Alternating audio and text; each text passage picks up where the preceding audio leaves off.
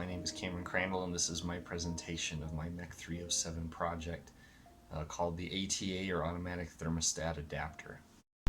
Alright, so we'll go ahead and start with it set up where it's going to be implemented, how it's going to work most of the time. See, it's got a little outlet adapter there, which plugs in nicely.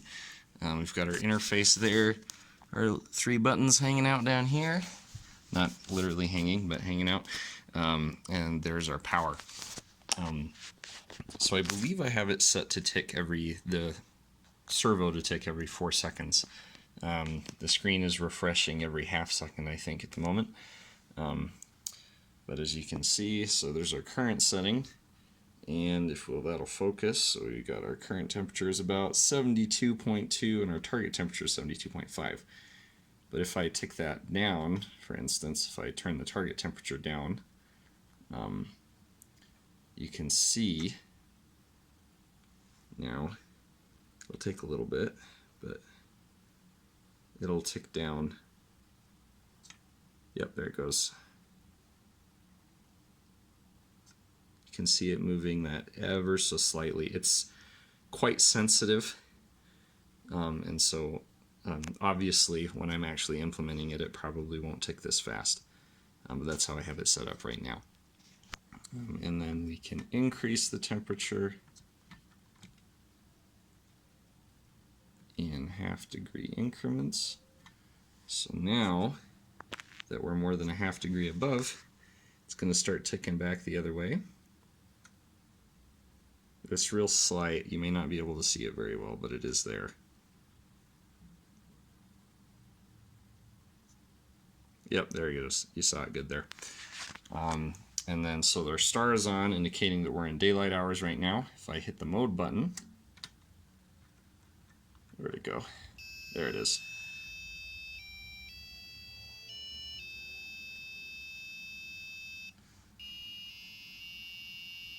I spent way too much time programming that. Alright, so now we're in away mode. So what it's going to do is set a baseline temperature, which I've hard written as 68, which is that's a good away temperature. It's also the nighttime temperature in home mode. So you see this little asterisk that's here will go away when we're in nighttime hours. So that pretty well lines the function. Here, let me tick it back into home mode.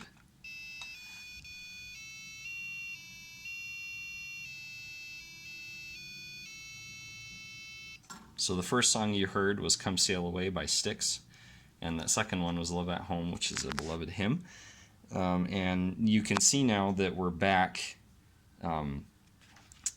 in home mode. And when you switch back into home mode, presumably you won't be using away mode that often. You are going to have to go back and reset your target temperature. When you're switching from day to night mode in home mode, it'll preserve the temperature though. And as you can see, since we have it updating so frequently, we're almost at the end of the travel there. And even though we're still reading, 71, 72, obviously there's not a lot of correlation between what exists on the thermostat and the actual temperature. But we'll go ahead and take this back to my desk and we'll get this taken apart and show you guys the inside. Okay, so I've got this running here on the bench. I have changed my day switch value there, so that's the counter for how long it takes to switch between day and night mode to 10 seconds. So we're calling it a 20-second day-night cycle. And the servo is adjusting every 4,000 milliseconds. We've got this up here.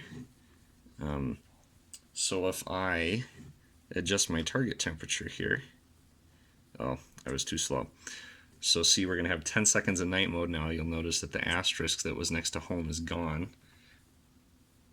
But when it comes back, it returns to the value that was set before.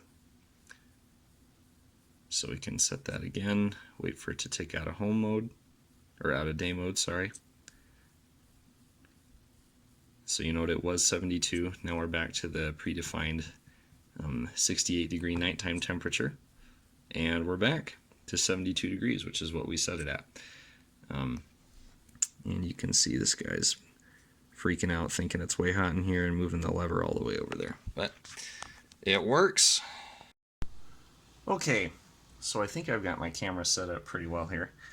What we're going to do is, well, first we're going to unplug this so we're not hot.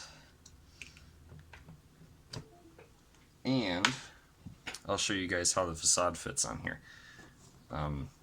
So this is a 1/8 inch plasma cut steel plate, and it friction fits over the Connex frame that I built. Oh my goodness, friction fits a little too well. And the screen does as well, so you just pop that out and release here. And that brings us to the inside. So we've got the buttons in sort of wire carriage, I guess, made out of 16 gauge wire that I bent into shape to hold those in. And they have little threads and nuts that hold those in. There's a crossbar here to help support those. We've got the shield, which holds all of the electronic components that could be soldered to it in place. Special thanks to Lyne and Dylan Ferguson for helping me with that, and to Will Dawes for the facade that we looked at earlier. This is the LCD screen. It's a 16 by 2. It's via a mini breadboard interface to an I2C display adapter, which reduces the pinout to 4 pins, which frees up other stuff on the board. And then we've got our little servo motor here, and this all fits in the frame, which was nice because I've got another piece here. So the way that these little connector guys work, the Connex, is you can have a connection like this, which restricts it to 1D rotation, or you can have something like this, which restricts it to one-dimensional translation. So it makes a good frame. So I'm using the friction fit together with a couple of layers to sort of sandwich the pieces on this little board that holds the screen, and then the wires here hold the Arduino in place, and the shield. But it's it's lightweight, it's easy to modify, it's just really, really fast and easy to work with. And between that and the heavy facade, it's sturdy, and I like the way it looks. And it's nice and low profile off the wall, because the thermostat is something that we do tend to bump into from time to time. So we've got a little servo here. I was thinking about using a stepper motor, but this has absolutely, with that gearbox, it has more than enough torque. If it starts getting towards the end of travel, if it writes too far, it'll actually start pushing itself. But we went in and modified the code so that it's limited to a certain range. And then it has a little arm on here that mates with the arm on the old thermostat. But it all fits together really nicely. It hangs on these two little guys here on the back. There's holes in here that, that mate to some nails that I placed in the wall next to the thermostat, and it just works really well. I'm pretty pleased with it. So there's more about this in the project description, I guess the project write-up that I submitted. But I had to do a lot of work with timers and interrupts. So you'll note here that I have 3 buttons that act as hardware interrupts, and by default the Uno only supports 2.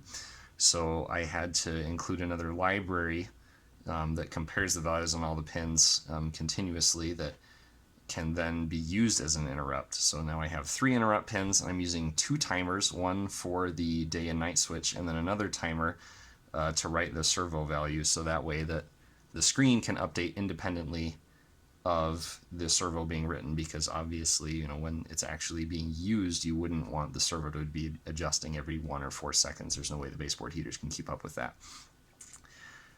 So that just keeps everything nice and timed. But there were a lot of conflicts between different libraries, and just understanding how the interrupts work and how to optimize them. So as much of the calculation and sort of heavy lifting work of the code as possible is kept in the main loop. And during the interrupts, it sets flags that trigger different actions at the beginning of the main loop that assist in executing the code properly.